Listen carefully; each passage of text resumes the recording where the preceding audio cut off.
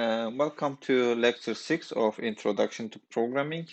In this lecture, we're going to talk about functions. So before we start, here are some of the key concepts that we're going to discuss during today's lecture. So what is a function? A function is a subprogram or a small program inside of a program. The basic idea there is that we write a block of code and then give that block a name. We can then execute this block at any time by referring to the name, and we can do this as many times as we want. The part of the program that creates a function is called a function definition.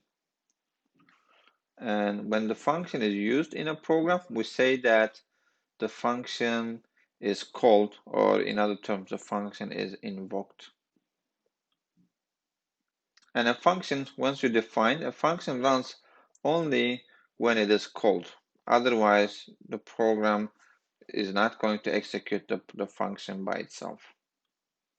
Okay, so why do we use functions? So having similar or identical code in more than one place has some drawbacks. They are, issue one, we can say writing the same code twice or more, that itself is an issue. And the second thing is the same code must be maintained in two separate places.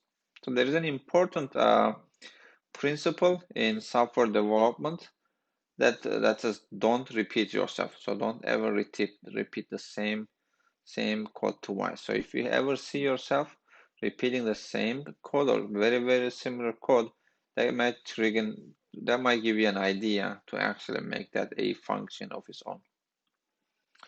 And the functions can be used to reduce code duplication and make programs more easily understood and more so easily maintained. And finally, functions also allow code reusability. So you can write the code once, you can use it as many times as you need to. All right, so how do we define functions? In Python, a function is defined using the def keyword, and the general format goes like this: def followed by a function name and a set of formal parameters, and then following the colon with indentation, the body of the function follows. The name of the function must be an identifier, so it must follow all of the identifier rules that Python specifies. And formal parameters is a possibly empty list of variable names. So you may have 0 to many formal parameters for a function. So to call a function, we use the function name followed by a set of parentheses. And then it goes like this: the name of the function followed by the set of parentheses. If the function requires parameters, we need to supply our arguments in between parentheses. So let's see some examples. So we have a function called greeting, and this function prints hello to the console. And then after we define the function, we can invoke, we can call the function to action by its name followed by a set of parentheses. And then this will result in hello printed on the screen. And remember, we can reuse, so which means that we can call the function again, and then it will print this again. Okay, so yes, let's see this in the shell. Let's see more examples in the shell. Let's see this in the Python shell. We can define a function called greeting, and then followed by a colon. And I would like this function to do one thing only, that is to say hello. Okay, so we're gonna enter twice here, and then our function has been defined, and then I can call this function, and then it should work as expected, and I can call it again. Once again, it will be the exact same thing.